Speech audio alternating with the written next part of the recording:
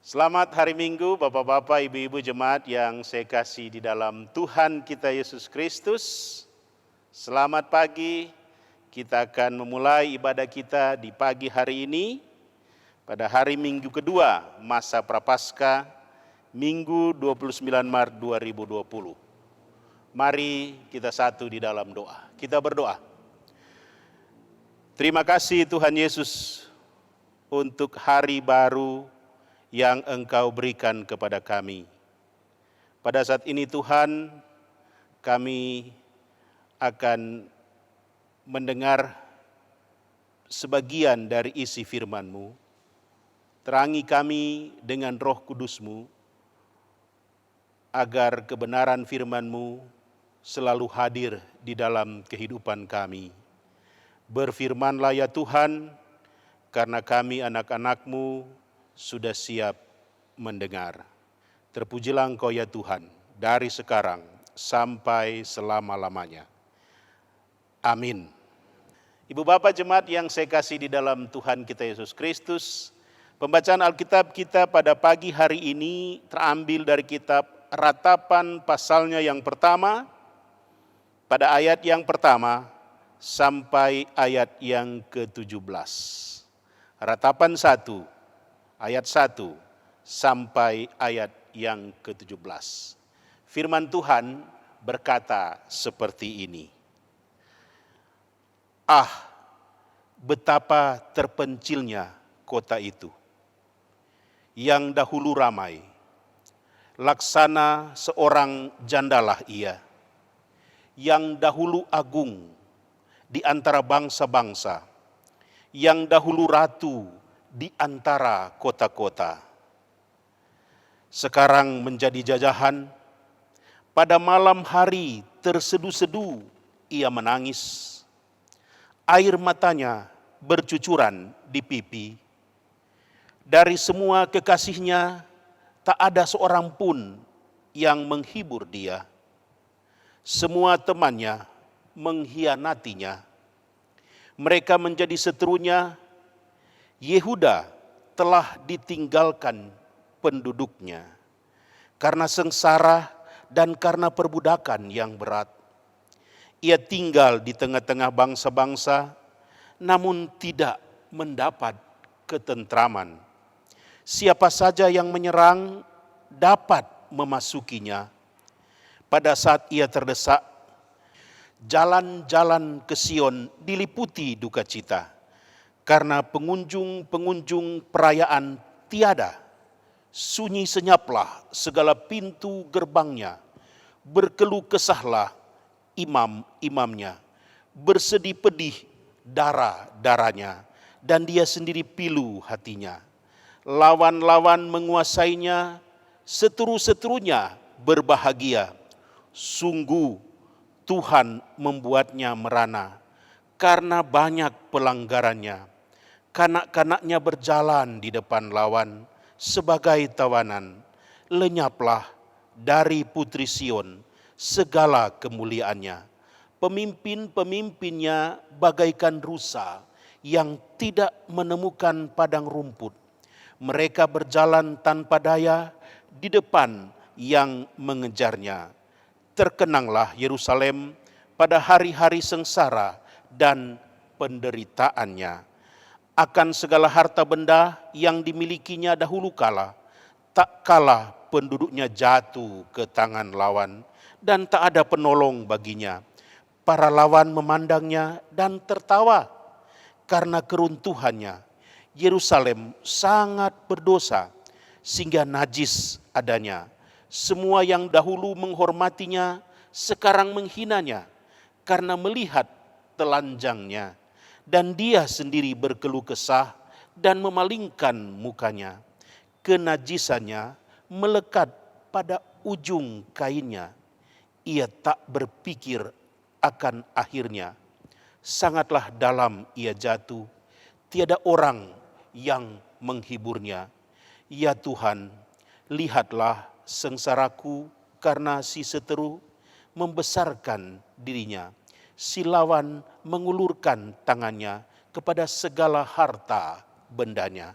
Bahkan harus dilihatnya bagaimana bangsa-bangsa masuk ke dalam tempat kudusnya.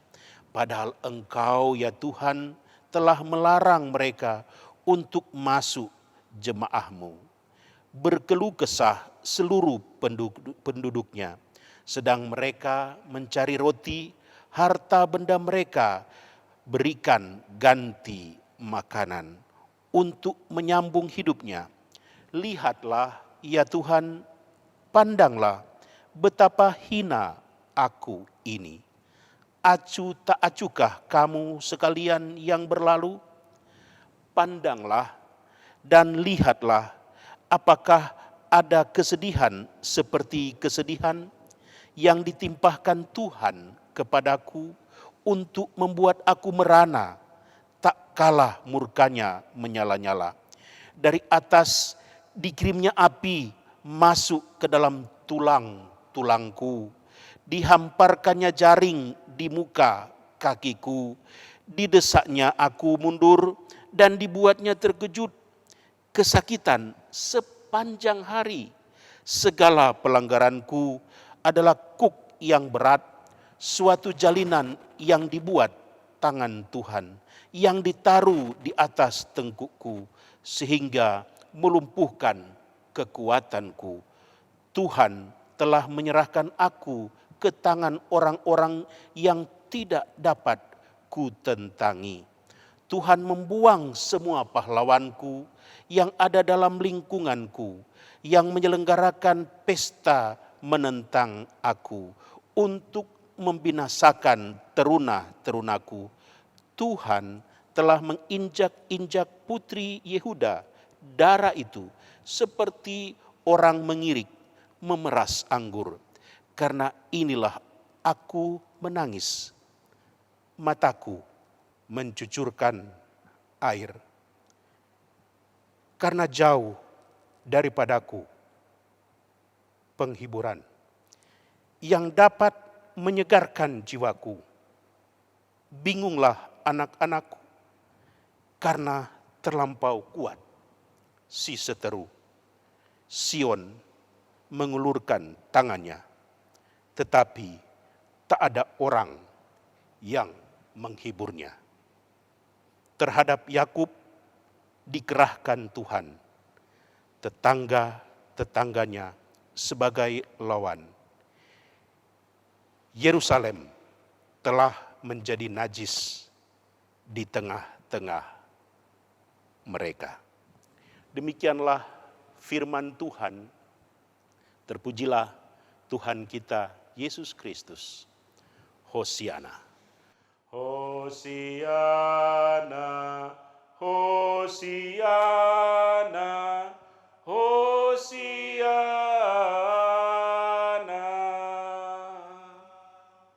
Selamat pagi Bapak-bapak, Ibu-ibu sekalian. Apa kabar di pagi hari ini? Semoga kasih Tuhan selalu bersama-sama dengan kita. Kita siap menghadapi berbagai macam tantangan yang terjadi di sekitar kita, khususnya penyebaran COVID-19 yang telah membuat seluruh masyarakat di dunia ini mengalami ketakutan, mengalami kehilangan pengharapan di tengah-tengah kehidupan mereka. Nah, pada pagi hari ini pembacaan kitab kita, khususnya di kitab Ratapan. Inti dari kitab bacaan kita pada saat ini sebenarnya Allah akan memulihkan semua keindahan yang pernah hilang. Nah, Ibu Bapak, saudara-saudara yang dikasihi Tuhan, salah satu ciri utama dari kitab Ratapan ini adalah di pola ratapannya. Kitab Ratapan merupakan rangkaian dari 5 ratapan yang ada di 5 pasal di dalam kitab ini, atau sering juga disebut dengan kidung kematian. Dan setiap pasal mempunyai ratapannya masing-masing. Ratapan sendiri adalah puisi atau sebuah nyanyian penguburan yang ditulis dan dilantunkan seseorang yang baru saja meninggal. Nah, Ibu Bapak, Saudara-saudara, lirik dalam ratapan biasanya menekankan pada sifat-sifat baik dari almarhum atau rasa kehilangan yang mendalam yang dialami orang yang berduka atas kematiannya. Yeremia sedang meratapi kematian kota Yerusalem yang tragis dan dampak kemusnahan itu pada para penduduknya. Karena itu penulis kitab ratapan dalam hal ini Yeremia memakai ratapan untuk mengungkapkan kesedihan yang mendalam atas rasa kehilangan yang dialami oleh umat pada saat itu. Nah, jemaat yang dikasihi oleh Tuhan kita Yesus Kristus, pertanyaan yang mendasar di dalam kehidupan kita ketika kita mengalami apa yang disebut dengan kematian, kemalangan. Apa makna kematian dan kemalangan bagi orang percaya? Ibu Bapak jemaat yang dikasihi Tuhan, setiap orang di dunia ini atau mungkin di antara Ibu Bapak sekalian pernah mengalami apa yang namanya kematian. Pertanyaan apa yang muncul bagi kita ketika kita mengalami kematian? Perasaan apa yang muncul ketika di sekitar kita banyak mengalami duka cita atau mungkin banyak mengalami persoalan hidup di dalam kehidupan kita? Nah, pada satu kali seorang penyiar televisi, David Frost, dia bertanya kepada mantan Presiden Amerika Serikat George Bush ketika dalam satu peristiwa Presiden George Bush menitikkan air mata ketika dia mengalami dua peristiwa yang begitu berat di dalam hidupnya. Pertama, ketika dia melihat anak-anak yang mengalami kelaparan. Tetapi di sisi yang lain, ia berduka karena anak perempuannya meninggal. Penyiar televisi ini bertanya kepada David Frost, "Mengapa kamu harus menitikkan air mata untuk dua peristiwa ini?" Sang presiden menjawab begini, "Tidak pernah terpikirkan oleh saya untuk menyalahkan Allah atas semuanya ini." Dia berkata begini, ketika ia melihat banyak anak-anak yang mengalami kelaparan, apa yang dikatakan oleh George Bush? Bahwa peristiwa ini terjadi bukan karena Tuhan. Peristiwa ini terjadi akibat dari keserakahan dan tindakan yang tak pantas yang dibuat oleh manusia. Lalu dia berkata juga begini, ketika saya melihat anak perempuan saya meninggal dan merasakan sendiri betapa berat beban yang harus saya pikul. Apa yang ia katakan? Ternyata dengan peristiwa ini membuat keluarganya, bahkan seluruh keluarganya semakin dekat satu sama lain dan semakin merasakan kasih Allah di dalam kehidupannya. Ia terhibur karena ia tahu bahwa anaknya telah berada di dalam tangan Bapa Surgawi yang penuh dengan kasih. Nah, Bapak Ibu Saudara-saudara yang saya kasih di dalam Tuhan kita Yesus Kristus, melihat peristiwa yang terjadi di sekitar kita saat ini. Di satu sisi kita melihat kehidupan perekonomian yang mengalami pasang surut. Di sisi yang lain, kita juga melihat terjadi banyak kematian karena peristiwa COVID-19. Pertanyaan yang muncul bagi kita, apa yang harus saya lakukan di dalam kehidupan ini? Apa yang harus saya buat di dalam hidup ini? Berkaca dari apa yang dikatakan oleh Presiden George Bush, maka saya pun akan mau berkata kepada Ibu Bapak, dengan peristiwa yang terjadi akhir-akhir ini, saya akan semakin dekat dengan Tuhan. Saya akan merasa bahwa persekutuan kebersamaan saya di dalam keluarga saya akan membuat keluarga satu dengan yang lain akan merasakan cinta kasih Tuhan di dalam kehidupan ini. Nah, inilah yang pertama yang saya mau katakan kepada Ibu Bapak, bahwa dengan anugerah yang Allah berikan kepada kita, dengan janji keselamatan yang Allah berikan kepada kita, kita benar-benar harus dan tetap percaya bahwa Tuhan tidak akan pernah meninggalkan kita, apapun yang terjadi di dalam kehidupan ini. Hal yang berikut yang saya mau sampaikan kepada Ibu Bapak, bahwa penderitaan bukanlah akhir dari segala-galanya. Mungkin kita pernah dengar satu pujian, sehabis hujan pasti akan datang pelangi. Demikianlah juga di dalam kehidupan hidup kita. Tanpa air mata, tak akan ada pelangi di dalam hidup kita.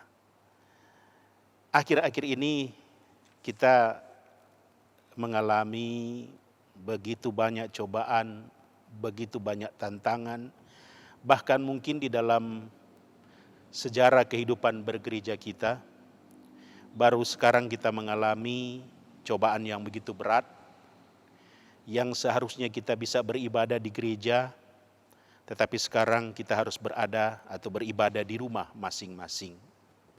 Ibu Bapak, di media televisi atau di media online lainnya, kita sendiri mendengar berita peristiwa kematian yang terjadi di Medan, di Batam, peristiwa kematian terjadi di Jakarta dan sekitarnya, di Makassar, atau kita mungkin bisa mendengar, membaca berita tentang peristiwa yang benar-benar menyayat kalbu kita. Banyak orang yang harus terkapar karena COVID-19. Hal yang sama juga dialami oleh Yeremia atau penulis kitab ratapan ini. Penduduk Yehuda telah dijadikan tawanan. Yerusalem tinggal reruntuhan.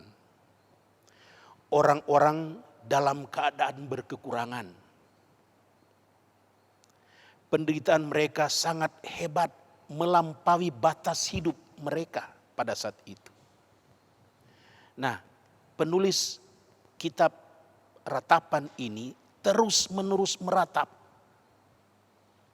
Namun Ibu Bapak, di tengah-tengah ratapan itu, penulis kitab ratapan masih mempunyai keyakinan akan anugerah, akan belas kasih Allah atas kesetiaan Tuhan. Oleh sebab itu, Ibu Bapak, kalau kita membaca di ayat yang ke-24 pada pasal yang ketiga, dari lubuk hati yang paling dalam, Yeremia berkata begini, Tuhan adalah bagianku, oleh sebab itu aku berharap kepadanya.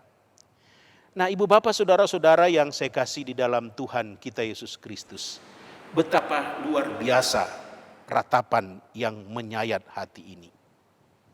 Dari sini kita bisa melihat, Ibu Bapak, saudara-saudara, tangisan dan ratapan tidak selalu mencerminkan bahwa iman seorang Kristen itu lemah. Kekurangan kepercayaan kepada Allah. Mungkin sebagian dari kita berpikir, orang Kristen itu harus selalu hidup dengan sukacita. Walaupun mungkin hidupnya hancur, walaupun mungkin dia mengalami kemalangan yang luar biasa, atau dia harus menampakkan dalam hidupnya selalu bersukacita, padahal sebenarnya ia mengalami duka cita yang dalam. Nah, ibu bapak, dalam pengalaman iman penulis kitab Ratapan ingin membuktikan bahwa air mata adalah alami, hal yang alami di dalam kehidupan anak-anak Tuhan. Oleh sebab itu ibu bapak, saudara-saudara yang saya kasih dalam Tuhan, mari kita melihat sama seperti ada lagu, di balik badai kehidupan akan ada pelangi di dalam kehidupan kita. Di balik kesengsaraan, di balik penderitaan yang terjadi di tengah-tengah kehidupan kita, Tuhan sementara datang untuk menguatkan dan menyelamatkan kita. Oleh sebab itu ibu bapak, jangan takut dengan apa yang terjadi di dalam kehidupan kita saat ini. Tetap yakin dan percaya bahwa Tuhan bersama-sama dengan ibu bapak dan saya. Hari ini kita belajar tentang apa yang terjadi di dalam hidup ini. Seperti yang kita baca di dalam bacaan ini, kalau kita melihat dalam kehidupan kita, ibu bapak, mari kita melihat kesengsaraan, penderitaan, kemalangan, ketakutan. Mari kita jadikan itu sebagai obat untuk kita tetap tabah dan kuat di dalam Tuhan. Kita belajar bahwa rahmat-Nya, kuasa-Nya selalu hadir di dalam hidup ini. Kita belajar dari pengalaman hidup kita bahwa Tuhan tidak akan pernah meninggalkan kita. Oleh sebab itu ibu bapak, mari kita mulai berdoa. Mulai menyatakan satu dengan yang lain di dalam keluarga kita bahwa kehidupan rumah tangga kita ada di tangan Tuhan. Kita harus fokus pada penyertaan bimbingan Tuhan. Sama seperti yang saya sampaikan di dalam khotbah pada hari Minggu yang lalu. Untuk mendapatkan imun di dalam hidup ini, tetaplah beriman kepada Tuhan. Tetaplah percaya. Sebab imun yang paling mujarab bagi kehidupan orang Kristen adalah iman kita kepada Tuhan. Akhir-akhir ini kita sendiri menyaksikan, merasakan apa yang terjadi di dalam hidup ini. Oleh sebab itu, kalau fokus kita hanya terarah pada COVID-19 tanpa ada solusi terhadap penyakit ini, kita akan mengalami apa yang namanya ketakutan. Tetapi kalau kita memberikan satu konsentrasi yang penuh kepada Tuhan, bahwa iman percaya kita adalah satu proses untuk apa? Untuk kita mulai penyembuhan dan pemulihan terhadap penyakit yang terjadi akhir-akhir ini. Oleh sebab itu ibu bapak, apa yang terjadi bagi kita akhir-akhir ini, mari kita dekatkan hubungan kita satu dengan yang lain di dalam keluarga.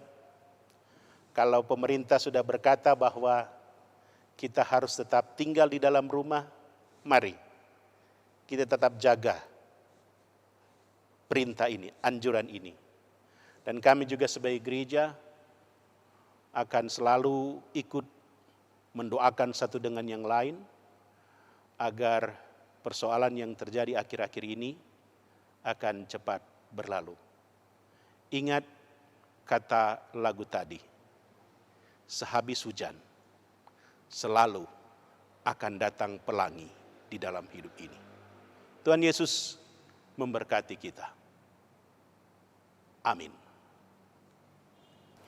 Ibu Bapak jemaat yang dikasihi Tuhan, kita akan masuk di dalam doa bersama, dan saya mengharapkan Ibu Bapak yang ada di tengah-tengah keluarga untuk berdoa secara pribadi satu dengan yang lain. Adapun pokok-pokok doa yang harus dan yang akan kita doakan adalah berdoa untuk pemerintah agar dan tim medis agar mereka dapat mampu mengatasi penyebaran COVID-19 ini. Dan kita juga sebagai anak-anak bangsa mengikuti anjuran pemerintah untuk tetap berada di dalam rumah kita supaya penyebaran itu tidak berlangsung secara signifikan.